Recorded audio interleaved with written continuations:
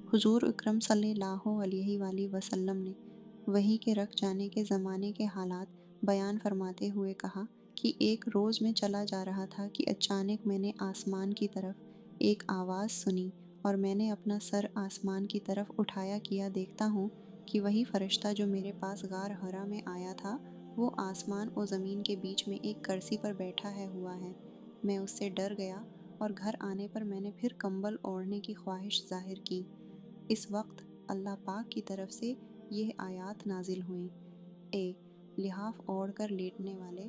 اٹھ کھڑا ہو اور لوگوں کو عذاب الہی سے ڈرا، اور اپنے رب کی بڑائی بیان کر، اور اپنے کپڑوں کو پاک صاف رکھ اور گندگی سے دور رہ۔ اس کے بعد وہی تیزی کے ساتھ پے در پہ آنے لگی۔ اس حدیث کو یحیی بن بکیر کے علاوہ لیث بن سعد سے عبداللہ بن یوسف اور ابو صالح نے بھی روایت کیا ہے،